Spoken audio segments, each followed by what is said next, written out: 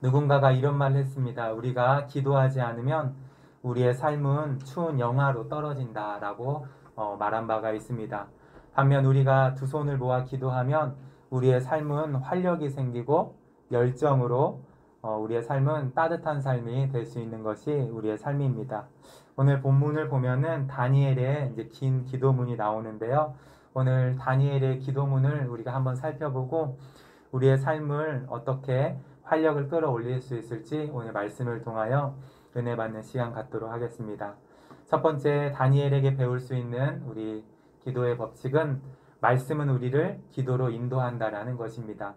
오늘 2절 말씀을 보니까 그 통치 원년에 나 다니엘이 책을 통해 여호와께서 말씀으로 선지자 예레미야에게 알려주신 그 연수를 깨달았나니 곧 예루살렘의 황폐함이 70년 만에 그치리라 하신 것이라. 이렇게 하나님께서 우리 예레미야를 통하여 다니엘에게 말씀을 주셨고 그 말씀을 읽은 다니엘이 그 연수를 이제 깨달은 거예요. 지금 포로 생활을 오랫동안 했잖아요. 그런데 이제 그 70년이 거의 다 다가오고 있습니다. 꽉 채워진 이제 날이 점점 다가오고 있기 때문에 이제 드디어 이스라엘 예루살렘으로 돌아갈 날이 다가오고 있다는 것을 알았어요. 그래서 어떻게 했죠? 이제 하나님 앞에 엎드려 기도하는 우리 다니엘의 모습을 우리가 알 수가 있는 것입니다. 우리가 하나님의 말씀을 들으면은 기도하게 되어 있습니다. 마치 말씀은 자석과 같아서 우리의 기도를 끌어당깁니다. 그래서 우리가 하나님의 말씀을 열심히 묵상하고 설교를 듣고 우리가 말씀으로 큐티를 하면은 우리가 기도할 수밖에 없는 그런 인생이 되는 거죠. 그런데 우리가 말씀을 듣지 않고 그냥 기도하면은 그 기도는 정욕의 기도가 되거나 아니면은 야망의 기도가 될 수 있는 것이죠. 잠언 28장 9절 말씀. 사람이 귀를 돌려 율법을 듣지 아니하면 그의 기도는 가증하니라.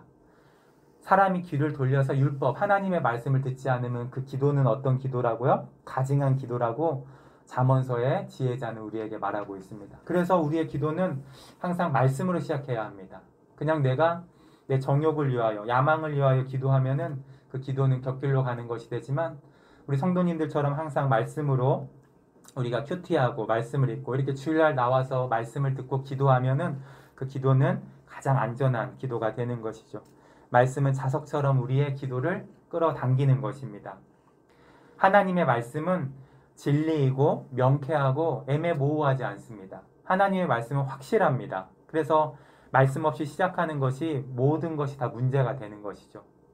말씀 없이 시작하는 것이 문제가 되는데 요즘 저는 열받을 것 같아서 보지는 않았지만 넷플릭스에 나는 신이다 4명의 교주에 대한 그런 방송을 하고 있는데 봐야 되는데 열받을 것 같아서 지금 못 보고 있어요. 지금 뭐 넷플릭스에서 4위까지 하다가 3위, 2위, 1위 지금은 1위를 찍었더라고요. 그래서 많은 사람들이 지금 나는 신이다 이 4명의 교주의 실상을 보고 굉장히 분노하고 있는데 국민일보의 예전에 탁지엘 교수님이 이단 교주들의 7가지 특징을 설명한 적이 있습니다.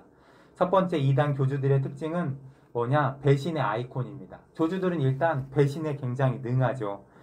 교주들은 자기가 이단 사이비를 만든 것이 아니에요. 먼저 교주 밑에 있었어요. 뭐 문선명이나 박태선 밑에 있었다가 자기가 그들을 배신하고 나왔어요.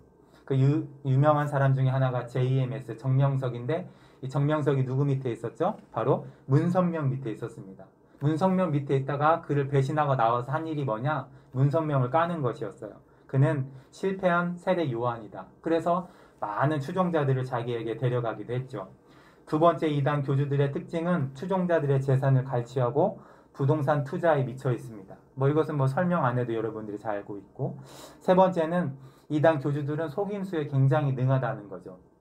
그들은 자기의 영생 불사를 항상 얘기합니다. 나는 죽지 않는다. 항상 건강하다. 그런데 여러분 다른 취재 제가 영상을 본 적이 있는데 엄청 아프더라고. 아파서 맨날 병원 다니고 약을 이만큼씩 먹고 나중에는 수술해서 요양병원에 막 숨어 있다가 결국에는 죽는 교주들의 모습을 많이 봅니다. 자기들이 세상의 왕이라 말하지만 결국에는 다 속이는 것이었습니다. 네 번째는 뭐죠? 이인자들을 압박합니다. 그 이단 교주들의 모습을 보면은 자기 주변의 2인자, 3인자들을 가만히 두지 못해요. 왜 그렇죠? 자기가 배신하고 나갔기 때문에. 그래서 최측근을 굉장히 견제하고 압박을 굉장히 심하게 합니다. 조직이 분열되지 못하게 하고 자기 추종자들을 데리고 나가는 것을 견디지 못하는 거죠. 다섯 번째, 이단 교주들의 특징은 바꾸는데 선수입니다. 그들은 항상 성경의 내용이 아닌 자기의 사상과 자기의 교리를 얘기하죠. 시한부 종말론을 외치죠. 몇 월 며칠에 지구에 종말이 온다. 그러다 만약 그날이 지나가면은 아님 말고 하고 그냥 다 넘어가는 것이 교주들의 특징이죠. 여섯 번째는 근거 없는 자신감이 강하다고 합니다. 자기가 하나님이나 재림주나 성령님이라고 하죠. 이것은 무조건 다 이단인 것이죠. 마지막 일곱 번째, 이 얘기를 하려고 하는데 그들은 다 성경에 대해 무지합니다. 성경에 대해 무지하죠.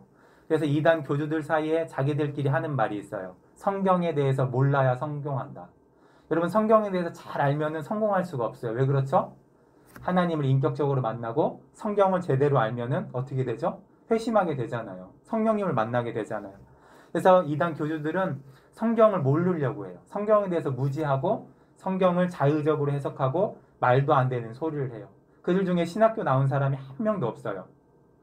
그들이 만든 교리들은 다 어떻게 한 거죠? 이미 있었던 이단 사이비 단체들의 교리를 벤치마킹해서 그것을 변형해가지고 자기들이 더 좋게 만든 거예요.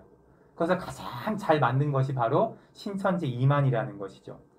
우리나라 이렇게 보면은 양대 산맥이 있다고 말씀을 드렸잖아요. 이단의 양대 산맥이 있는데 애울 필요는 없지만 문박입니다. 문선명, 박태선. 이 문선명 밑에서 누가 나왔죠? 아까 말씀드린 JMS 정명석이 나왔고, 이 박태선 전도관이라고 했죠. 예전에 신앙촌이라고 해가지고 전국에 많은 물건을 파는 곳이 있었는데 이 박태선 밑에서 나온 것이 바로 신천지 이만희입니다. 그러니까 자기 사상이 아니에요. 위에 있던 교주의 그 좋은 것들만 다 벤치마킹 해가지고 자기가 약간 바꿔가지고 만든 것들이 지금 신흥 이단이라는 것이죠. 이들은 성경을 자의적으로 해석하고 수많은 사람들을 오도하는데 아주 대단한 능력을 갖고 있는 것입니다. 그래서 말씀을 제대로 모르면 모든 것이 다 문제가 생기는 것입니다. 여러분, 기도도 마찬가지예요. 기도도 결국 성경에서 시작돼야 돼요. 이 말씀, 하나님의 진리의 말씀에서 시작되어야만이 가장 안전하고 가장 능력있고 응답이 확실하다는 것입니다.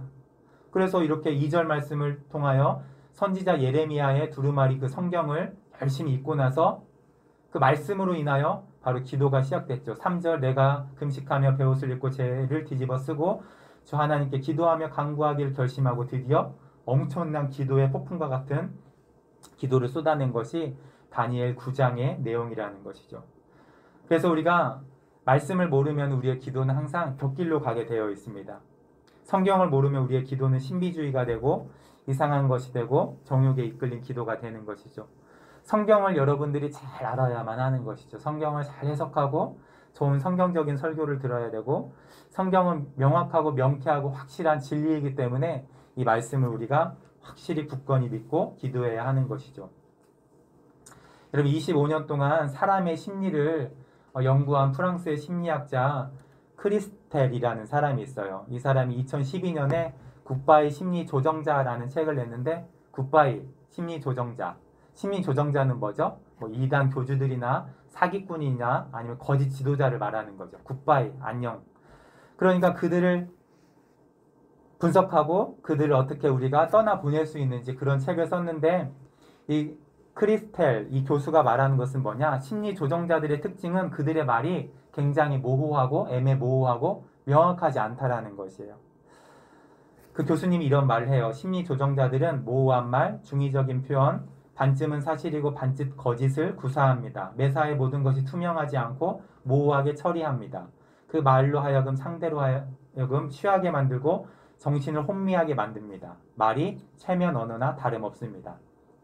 그러니까 심리조정가들, 이 사람들의 말의 특징을 보면은 여러분들의 주변에 가까운 사람들 중에서도 좀 이렇게 사기꾼 기질이 있는 사람들의 모습을 보면은 말이 애매모호합니다. 뭔가 이것도 아니고 저것도 아니고 그러면 어떻게 되죠? 그 말을 계속 듣다 보면은 우리가 그 말을 해석하다가 피로감을 느끼고 나중에는 포기하고 결국에는 믿어버리게 된다는 거죠.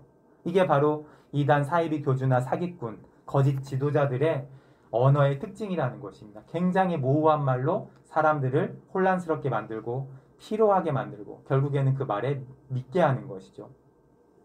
성경을 보면은 이방인들이 기도할 때 이렇게 기도했다고 합니다. 마태복음 6장 7절 또 기도할 때 이방인과 같이 중언부언하지 말라. 그들은 말을 많이 하여야 들으실 줄 생각하느니라. 여기서 헬라어 중언부언을 찾아보니까 쓸데없는 말을 많이 하다라고 나와 있습니다. 그러니까 자기 욕망의 소리를 계속 반복해서 짓거리고 있는 것이 바로 이방인의 기도라는 것을 우리가 알 수 있습니다. 우리 그리스도인들의 기도는 명확하고 확실하고 뚜렷해야 합니다. 그러기 위해서는 말씀을 통하여 우리가 기도를 시작해야 하는 것이죠. 단 한 줄이라도 내가 말씀을 읽고 그 말씀을 붙잡고 기도할 때 그 말씀은 바로 중언부언이 아니라 애매모호한 말이 아니라 하나님의 뜻이 되고 하나님의 섭리가 되어서 바로 그 기도는 응답받는 기도가 되는 것입니다.